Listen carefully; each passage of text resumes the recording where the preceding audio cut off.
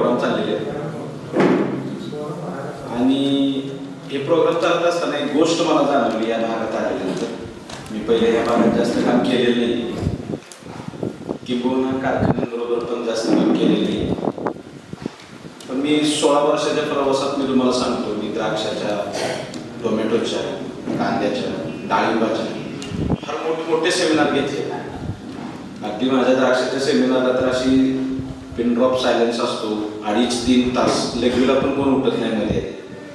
इतकं पिकाबद्दलचं गाढ नॉलेज घेऊन आम्ही 700-800 लोकांच्या अशा मीटिंग घेत होतो.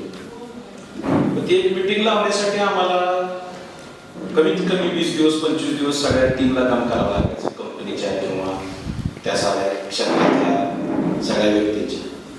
मी गेल्या आठवड्यात त्यांना सांगितलं की मी पुढच्या आठवड्यात येतोय आणि आजचा 7वा प्रोग्राम आहे. इतकी सुंदर मॅनेजमेंट केली बरं कसं आहे कारखान्याच्या लोकांनी. आपला बिलीव्ह की इतकी यंत्रणा तुमची इतकी पक्की असू शकते याच्यावर माझा इथं आल्या ह्या 7 प्रोग्राम नंतर विश्वास बसला. खरं म्हणजे मला ते आवडलं फार. आणि प्रॉपर शेतकरी सगळे आम्ही ज्यावेळी कधी मीटिंग घेतो त्यावेळी 900 गवशे पण आलेलेच असतात, तुम्हाला माहिती. फार चांगला सिरियसनेस आणि जी तुमची जी टच येतो सगळ्या प्रत्येक गावच्या कॉर्नर्सची. कारण की एका गावात गेल्यानंतर फक्त त्याच गावातले लोक तिथं नव्हते, आजूबाजूच्या गावातले पण लोक आले होते.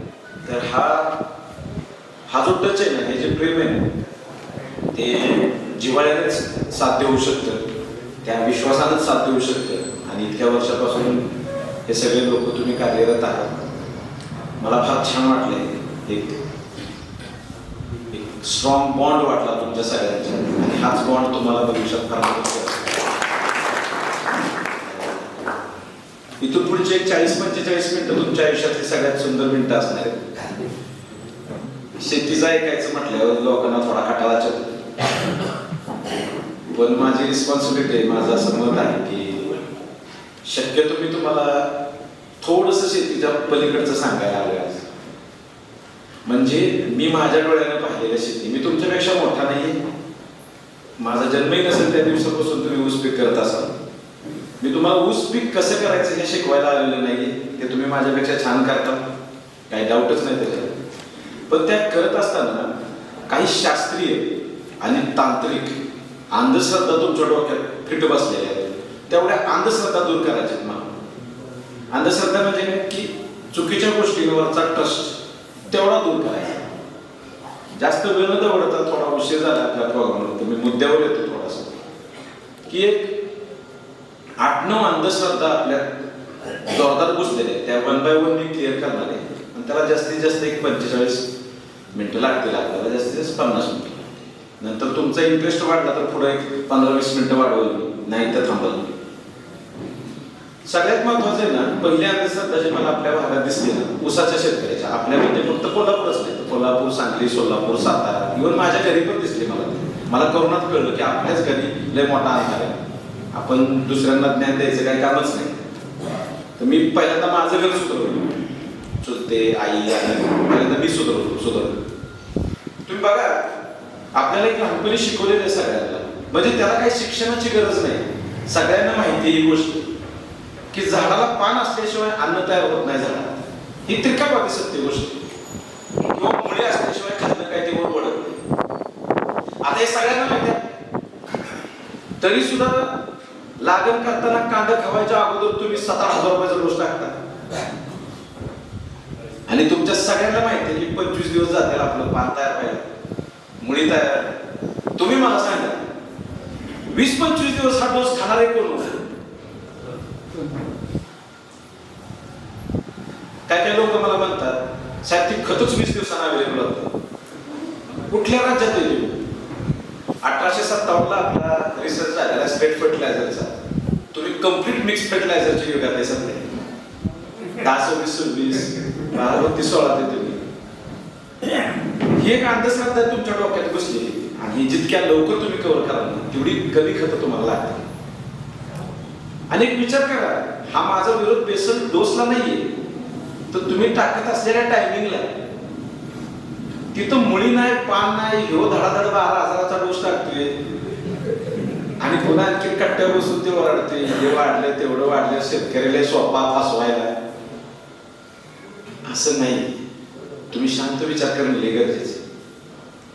मी अगोदरच एक डिस्क्लेमर टाकतो, माझी एखादी गोष्ट पटली नाही तर पटवून घ्या. असं काहीतरी ऐकलं म्हणून सोडून द्या, जास्त विचार करत बसू नका त्याच्यावर. नाहीतर एखाद्याचं काय, एखादी गोष्ट पटली नाही तर ती विश करून बसती घरात. पण सगळ्या गोष्टी पटतील तुम्हाला, काय काळजी करू नका.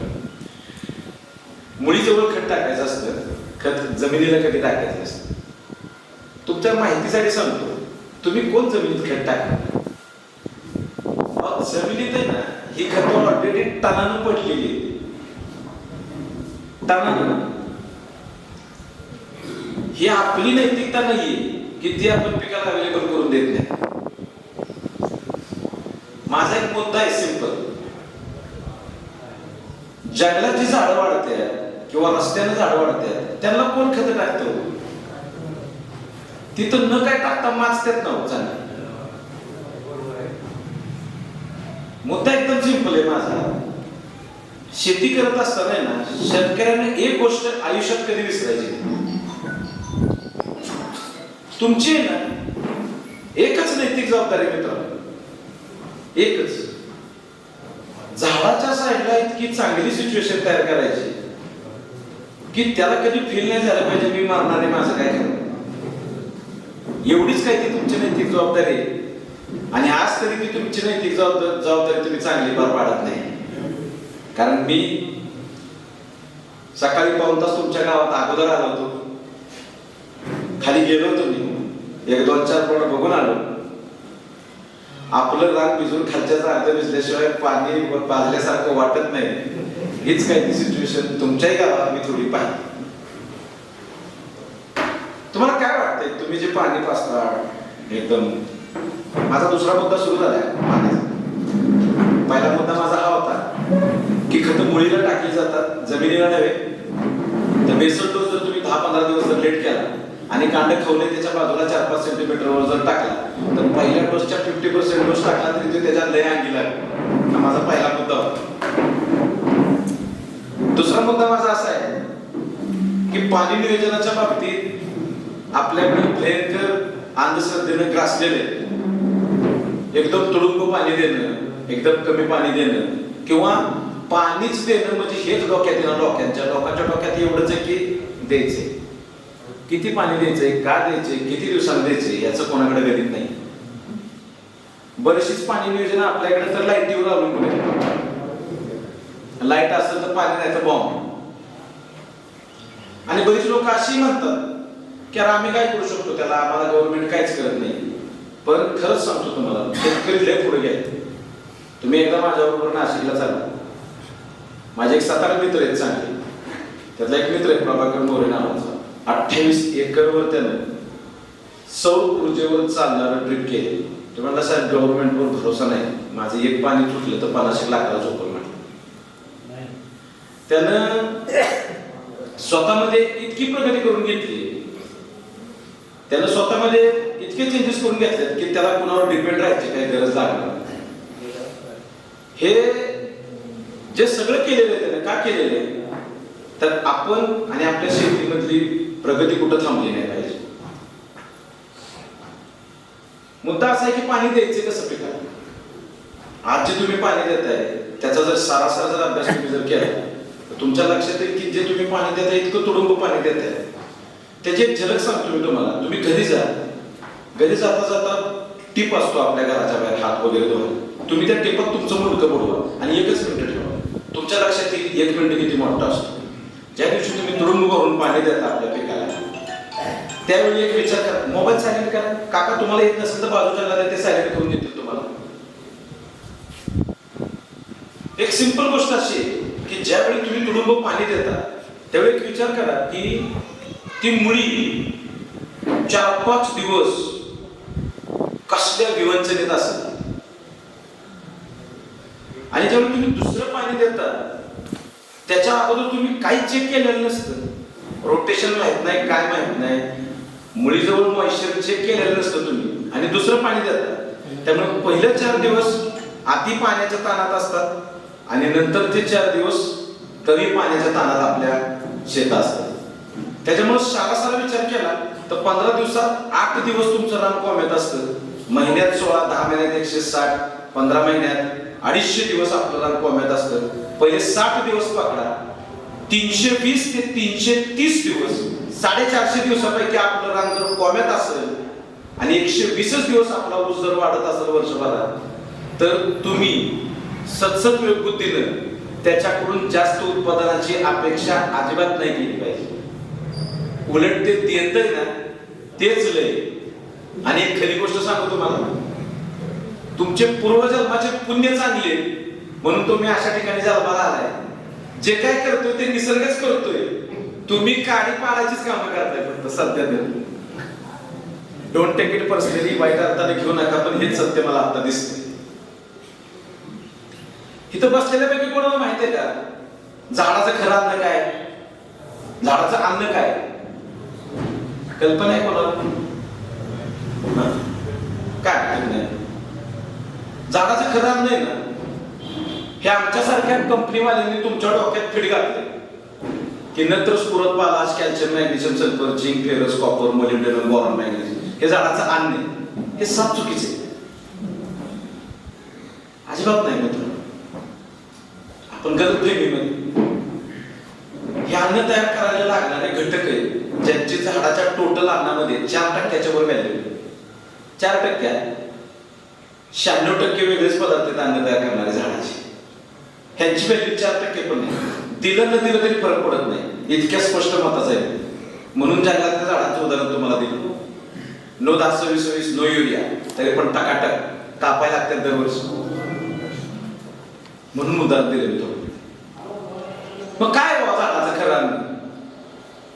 झाडाचं खरं अन्न आहे ना कार्बोहायड्रेट्स, ज्याला आपण कर्बोदक म्हणतो मराठीमध्ये, ते झाडाचं खरं अन्न. आणि कर्बोदक कशापासून बनतात? तर ह्या टोटल 16 अन्नद्रव्यांपासून बनतात. आणि ह्या 16 मधली जी 12 जी तुम्ही विकत आणून देता झाडाला, त्यांची व्हॅल्यू फक्त 4%. बाकीचे जे 4 घटक आहेत, कार्बन, हायड्रोजन आणि ऑक्सिजन, हे महत्वाचे जे 3 घटक आहेत, याच्यापासूनच झाडाचं 96% अन्न बनतं. मग कार्बन तर तुम्ही विकत देत नाही, ते झाड हवेतनं घेतं. आणि हायड्रोजन आणि ऑक्सिजन हे तुम्हाला पाण्यामार्फत द्यायचे, तोही निसर्गच तुम्हाला देतो. मग त्याच हायड्रोजन आणि ऑक्सिजनचं नियोजन जर तुम्हाला जमलं नाही, तर 96% मधला जो 60-65% भाग आहे हायड्रोजन ऑक्सिजनचा, तोच तुमचा कोलमडतो. मग वरनं टनानं कार्बन घेतलं काय झाडानं आणि खाल्लं, त्याला जर हायड्रोजन ऑक्सिजन भेटलं नाही, तर अन्नाची साखळीच त्याची पूर्ण होणार नाही. आणि या हायड्रोजन ऑक्सिजनच्याकडे तुम्हाला इतकं प्रामाणिकपणे लक्ष द्यायचंय. मला असं वाटतंय आपली कट्ट्यावरची प्रत्येक चर्चा ही फक्त पाणी नियोजनावर झाली पाहिजे. म्हणजे 2 वर्षानंतर मी जर ह्या गावात आलो, येळगुडला आलो ना, तर तुम्ही मला 15-20 शेतकऱ्यांनी सांगितलं पाहिजे, साहेब ह्या रानाचं रोटेशन 7व्या दिवसाचं इरिगेशन 3 तासाचं आहे, असं तुम्ही माझ्याशी बोललं पाहिजे. आपल्या प्रत्येक कोपऱ्याचा हिशोब आपण लावला पाहिजे. ह्या कोपऱ्यात कधी वापसा येतो, त्या कोपऱ्यात कधी वापसा येतो, इकडे कधी येतो. मग ह्या चौघांचा मायनस करून जितके तास आहे तेवढं माझं इरिगेशन पाहिजे. मला तेवढी सरी भरली पाहिजे मी इरिगेशन. एवढी सरी भरल्यावर, एवढी सरी भरल्यावर, एवढी सरी भरल्यावर किती तास माझं वापसा राहतो, किती दिवस माझा वापसा राहतो, ह्या सगळ्या गोष्टी तुम्हाला माहिती पाहिजे. एकदम सोपं आहे पाणी नियोजन, कॉम्प्लिकेटेड करून टाकले तुम्ही त्याला. फक्त ना थोडं कष्ट करायचं तुम्हाला, एकदम नॉमिनल. ज्या दिवशी पाणी द्या त्याच्या दुसऱ्या दिवसापासून तुम्हाला कंटिन्यू रानात जायचंय. 2 ऊसांच्या मध्ये खड्डा करायचा एक फुटभर.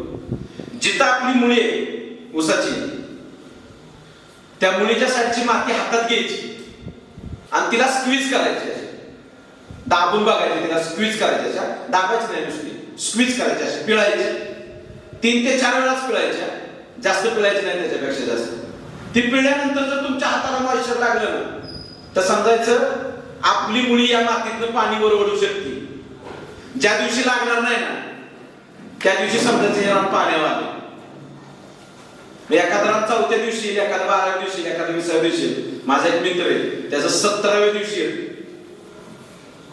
आणि त्याला ज्यावेळी सॉइल प्रोफाइलिंग माहित नव्हतं, मॉइश्चर मीटर माहित नव्हता त्यावेळी तो दर 8व्या दिवसानं पाणी द्यायचा. कधीच तो द्राक्षाला 3-4 टनाच्या वर गेला नाही. आता 16 टनाच्या आत भाग काढत नाही. एक्सपोर्ट आहे. मी लोकल मनी म्हणून झाड आहे शेवटी, पाणी जसं पिल तसंच आपल्याला द्यावं लागत. माझी लई रिक्वेस्ट आहे तुमच्या सगळ्यांना, सॉइल प्रोफाइलिंग करायला शिका. ही संपूर्ण जगामध्ये कॅलिफोर्नियाच्या मोठ्या युनिव्हर्सिटीच्या जवळजवळ 70-80 सायंटिस्ट लोकांनी प्रिसाइजली डेव्हलप केलेली इरिगेशन मेथड आहे. जगामध्ये याच्या पलीकडे याच्यावर अजून कुठला चांगला रिसर्च झालेला नाही. सगळ्यात सुंदर पद्धत आहे ही पाणी द्यायची. मुलीच्या साईडचं मॉइश्चर चेक करू. आणि आपल्याला खरंच माहित नसतं आपल्या मुलीच्या साईडला किती मॉइश्चर आहे. आपण सगळं पाणी अंदाधुंद वरच्यावर देतो. काय काय वेळी मटका पण लागत असेल तुमचा चांगला, एखादं पाणी बसत पण असेल तुमचं चांगलं टाइम. पण एक विचार करा, 12 महिन्याचे 3 महिने पावसाचे जर सोडले तर 9 महिने आपल्याला इरिगेशन मॅनेजमेंट करायचे. आणि या 9 महिन्यात एक इरिगेशन जरी चुकलं ना तरी संपूर्ण आयुष्यात बदल घडतो ऊसाचे. तुम्हाला ह्याची टेप देण्यासाठी एक उदाहरण देतो. आम्ही एकदा 3:30-4 वाजता आहे ना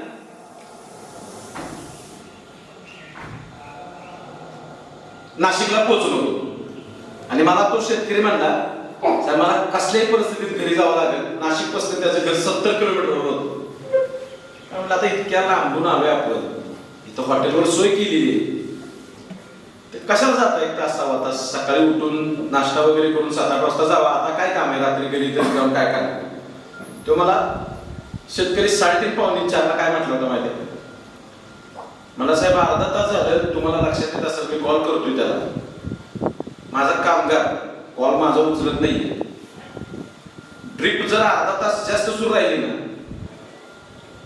तर मला पोटभर रुपयाला झोपून म्हटलं. मला जास्त विचार नाही काय करता आला. एक गोष्टीचा मात्र विचार माझ्या डोक्यात नक्की तरळून गेला. वर्षातलं एक पाणी अर्धा तास जास्त झालं किंवा अर्धा तास कमी झालं तर हा शेतकरी इतका खतरनाक विचार करतोय की माझ्या झाडाच्या प्रकृतीमध्ये किती चेंज होईल. म्हणलं आमचा ऊसाचा शेतकरी आज बी दगड टाकतो, पोचलंय वाटतं, चल गे. ही अतिशय दुर्दैवी अवस्था आहे. मी तुम्हाला लिहून देतो कोऱ्या कागदावर, हे सत्य लवकरात लवकर ऍक्सेप्ट करा. 100 मार्काचा जर शेतीचा पेपर असेल ना तर त्यातली 70 मार्क आहेत ना पाणी नियोजनाला आहेत. फक्त पाणी नियोजन.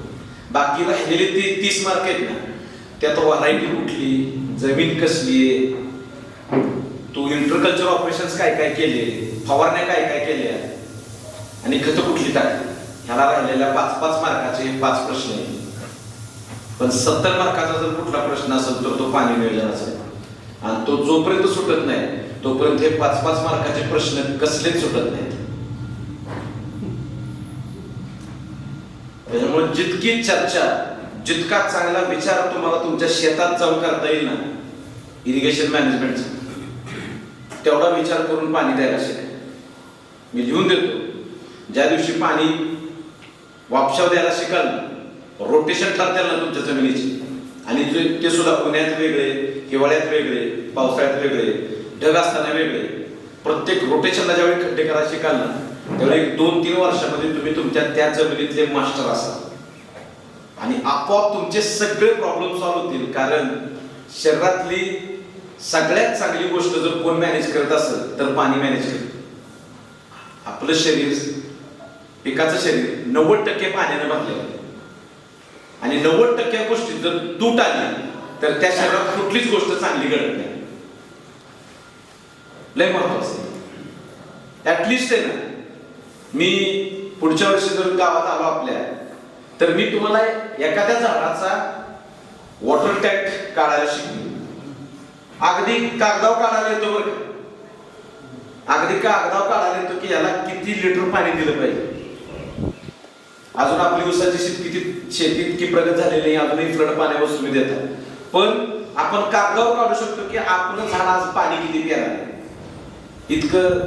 इतका जबरदस्त रिसर्च झालेला आहे इरिगेशन. पण जाऊ द्या त्या सगळ्या गोष्टी. कमीत कमी एवढं गावात आहे ना, आज एक गोष्ट तरी तुम्ही शिकून घ्यायला पाहिजे की आपण पाणी दिल्यानंतर आपलं रान कितव्या दिवशी परमनंट विल्टिंग पॉइंटला येते. म्हणजे अशी सिच्युएशन की ज्या सिच्युएशनला मुळी पाणी वळू शकत नाही, तो सिच्युएशनला आलं की आपण दुसरं पाणी द्यायचं आणि पुन्हा त्याला 100% न्यायचं. ही सिच्युएशन काय होईल, तुमचे लो मॉइश्चरचे जे दिवस आहेत ना ते आयुष्यातले रानाच्या कमी होतील तुमच्या ऊसाच्या. आणि 4-4 दिवस जर 15 दिवसाला वाचले, महिन्याला 8 वाचले, तर 15 महिन्यांमध्ये 100 ते 150 दिवस तुमचे पुन्हा एकदा वापशात येतील. पहिले 100, नंतरचे 150. तुमचं रान जे आज 120 ते 130 दिवस वापशात राहते ते 250 ते 260 दिवसाकडे वापशात राहायला सुरुवात होईल.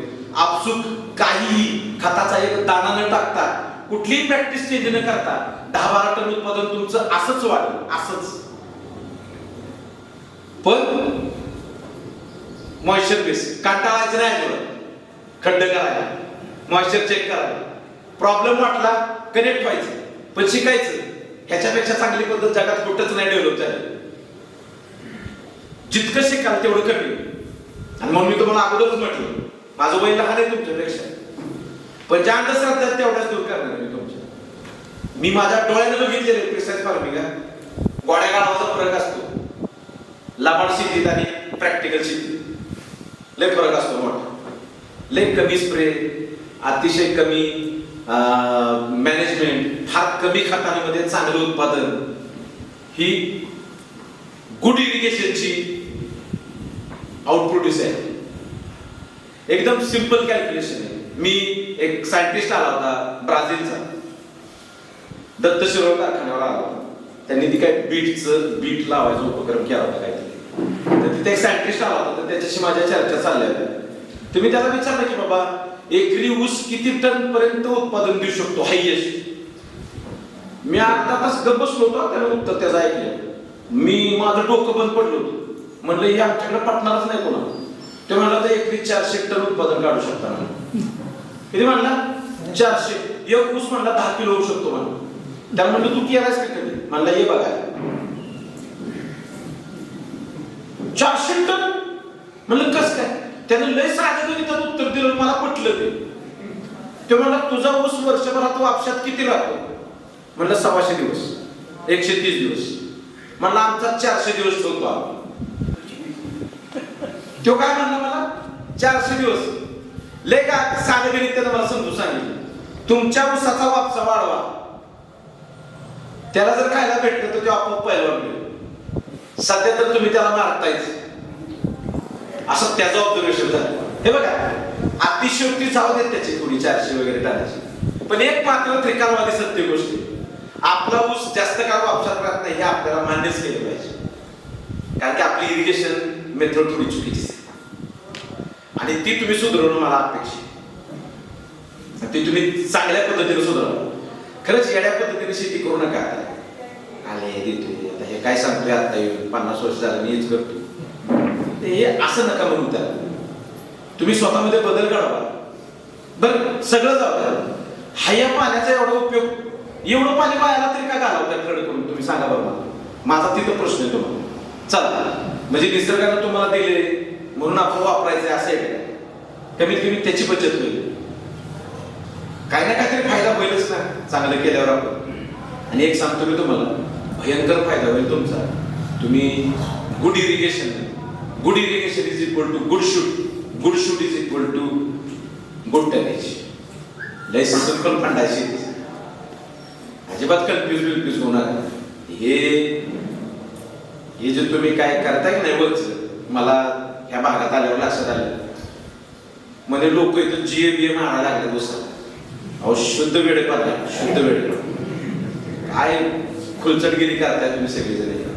कोणतरी मला कोणाला नावं ठेवायचे नाही, ज्याने ट्रायल घेतली त्याने घेतली. त्या बिचाराला चांगलं वाटतं त्याने सांगितलं. मला एकलंही चांगलं वाटतं, हिरीत वरून उडी खडप्या मारा.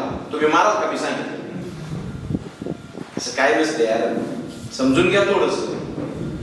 झाडाला जास्त रिक्वायरमेंट लागत नाही, झाडाची जास्त रिक्वायरमेंट नाहीये. झाड लय साधं गोष्ट आहे हो. ते काय नाही करता स्वतःला सांभाळतो. तुम्ही कशाला त्याला खिळ पाडता, हे मार ते मार. मी जीए मारलेल्या शेतकऱ्याला विचारलं, का जीए मारल्यावर काय होतं? तो काय मला म्हणला माहिती, जीए मारल्यावर पान आडवं लय भारी होतं. म्हणलं तुला का झोपायचे का त्या पान आडवं व्हायला? अरे उसाचा जिनोटाईप आहे, त्याचे जीन्स आहे, त्याचे सेल्स आहे. ते रबपत्ती का केलेली आहे त्याला? का तर 120 दिवसानंतर कोणालाही आत बसता येत नाही. पान जर पातळ असेल तर इतकी ह्युमिडिटीतनं ती सगळी पानं रोगानं मरून जातात. किती साधी गोष्ट आहे समजण्यासारखी. घरातल्या 2 खिडक्या उघडा, 1 खिडकी उघडू नका, तरी आपल्याला ह्युमिडिटी होते, तरी आपल्याला घाम येतो. 3 खिडक्या ओपन नसतात उसाच्या, सगळीकडून तो बंदलेला असतो 120 दिवसानंतर. पान जर पातळ असेल, निसर्गात जर बदल घडला, ह्युमिडिटी वाढली, त्या रानात पण ह्युमिडिटी वाढली, नको असलेले रोग तुझ्यात घुसणार त्याच्यामुळे. काचा पान पातळ करतो. दुसरा माझा प्रश्न आहे त्या जीए वाल्या शेतकऱ्यांना. ज्यावेळी जीए नव्हता त्यावेळी उत्पादन निघत नव्हतं का ऊसाचं? निघतच होतं ना. चांगलं काढतात लोक, असं काही नाहीये की जीए आल्यामुळेच 200 टन झाला एकरी, असं काही नाही. तिसरा प्रश्न आहे माझा, माहिती आहे का कुणाला जीए सिस्टमिक आहे, कॉन्ट्रॅक्ट आहे, नक्की काय आहे जीए? कुणाला माहिती आहे? काहीच माहित नाही. त्याने केले म्हणून मेंढरासारखी मी उडी मारली.